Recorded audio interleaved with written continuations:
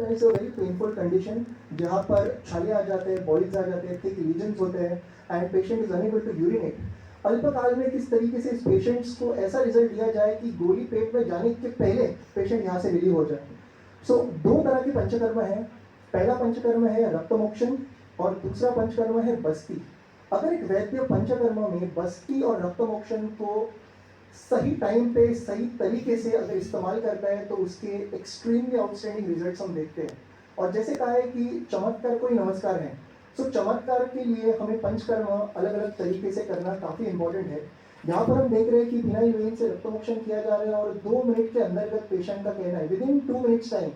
You can play the video audio please, you can play the video audio. So 2 minute में patient का कहना है कि the burning and the pain has gone and after one रक्तमोक्षण patient का कहना है कि up to 50% of the pain of the burning of the boils has settled and patient is free from their particular condition for a condition which is lichen planus जहाँ पर ANA positive रहता है, autoimmune condition है और patient क्षय की toward जा रहा है। यानी क्या, तो lichen planus ये प्रोग्रेसिव रहता है, हर जगह में lichen planus के लीजन्स आते हैं। अगर पेशेंट थोड़ा भी स्क्रैच करे तो lichen planus, किसी शास्त्र में हम चर्म कुष्ठ से रिलेट करते हैं। lichen planus एक ऐसा विकार है, हम देखते हैं वर्ल्ड में कोविड के बाद, earlier we used to see 2 patients out of 50, आज हम देखते हैं 45 patients out of 100 people only having a condition lichen planus. थोड़ा भी वुंड आ जाए लाइकन प्लेनस, तो हमें ये जानना है कि आज ओवरऑल हर एक मेडिकल शास्त्र में यहाँ कहीं पर भी ये नहीं किया बताया जाता कि ऐसे विकार ठीक होते हैं, पर अल्पकाल में हम प्रूवन तरीके से देखते हैं शास्त्र से कि पूरे ऐसे त्वचा विकार जो है ये ठीक होते हैं। इमरजेंसीज में कई लोगों का ऐसा कहना होता है कि इमरजेंसी में हम कुछ भी और कर नहीं सकते, इमरजेंसीज में तो हमें मॉडर्न साइंस के टुवर्ड जाना ही है। तो this is not necessarily their truth. मैं एक पेशेंट के बारे में आपको बताऊंगा कि we were taking the OPD चल रही थी और एक पेशेंट का कॉल आता है और ये बताते हैं कि हम अभी अपेंडिसाइटिस के ऑपरेशन के लिए जा रहे हैं, पोटात खूप दुखतं आहे, उलटे येत आहे, ताप आहे, अक्यूट कंडिशन आहे आणि आता आम्हाला सर्जरीसाठी बोलवलं आणि on the way passing by hospital, is there a possibility that we can drop by और आप कुछ चमत्कार कर सकते हैं। सो आई सेड ओके, आप आ जाइए, विल सी कि व्हाट वी कैन डू, क्या कर सकते हैं हम देखते हैं। सो appendicitis we C McBurney's point पे तीव्र पेन, तीव्र शूल रहता है और पेशेंट हैज नो आइडिया कि क्या करना चाहिए। ऐसे अपेंडिसाइटिस, अभी ये कंडीशन को अगर हम देखें तो if a person becomes a surgeon, one of the most tackled condition है, सबसे ज़्यादा केसेस उस एक सर्जन को कौन सी देखनी है, एक सर्जन को सबसे ज़्यादा, जनरल सर्जन को कौन सी केस देखनी है, तो वो है अपेंडिसाइटिस, जहाँ पर सर्जरी है, लैप्रोस्कोपी है, ओपन सर्जरी, ऐसे अलग अलग माध्यम से पेशेंट के अपेंडिसाइटिस को ठीक करना होता है। आज मैं आपको ये कहना चाहता हूँ कि आयुर्वेद से उस पेशेंट को लिटाया गया था, उसकी राइट वेन, क्यूबाइटल वेन से रक्तमोक्षण किया गया था और आप बिलीव ये नहीं करोगे कि with in 20 to 30 seconds patient का शूल कम होता है। उस मैकबर्नीज पॉइंट पे appendicitis is an inflammatory condition, रक्त पित्तक में चिकित्सा की वहाँ पर अपेक्षा है। तो उस रक्त पित्तक में चिकित्सा में हमें क्या करना है, तो वहाँ पर हमें जलों का उच्चारण या रक्तमोक्षण का सबसे बड़ा स्थान आता है। तो रक्तमोक्षण अगर मैकबर्नीज पॉइंट पे हमने 3 to 4 जलू वहाँ पर लगाए, रक्तमोक्षण लगाए, within 5 minutes time the pain was totally normal. हमने उनको शंकवटी, लघुसूतशेखर, कामधुला मोती युक्त और एक रसंजन का लेप लगाने दिया और पेशेंट को 15 दिन बाद ऑन द 14th डे हमने कहा कि आप यूएसजी करिएगा।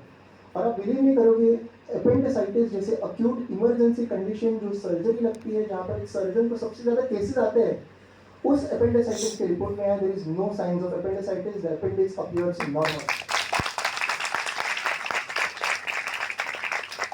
तो ये सारी चीज़ें होती है और अब भी हमारा कहना है कि आयुर्वेद स्लो है। एक पेशेंट आए थे from US, L3 L4 disc protrusion, herniation देखा था, काफ़ी पेन था और ऐसे पेशेंट में 4 स्टेरॉइड के बावजूद, यानी प्रेडनिसोलोन से लेके मीथोट्रेक्सेट से लेके फॉलिक एसिड से लेके एसिलोफेनेक जैसे पेन किलर्स कहीं ना कहीं पेशेंट में देखा गया कि एनाल्जेसिक के बावजूद there is no relief in the pen.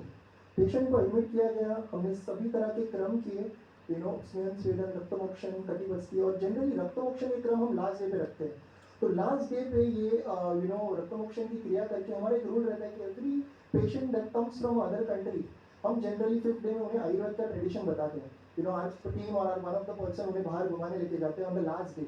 So last day पे वो बहुत खुश थे, शूल काफ़ी कम हो गया था। नेक्स्ट डे पे पेशेंट जब आए तो पेशेंट एंड द रिलेटिव इनका ये कहना था, या आयुर्वेद इज वेरी स्लो ना, सो धीरे धीरे फर्क पड़ेगा, he might have some pen.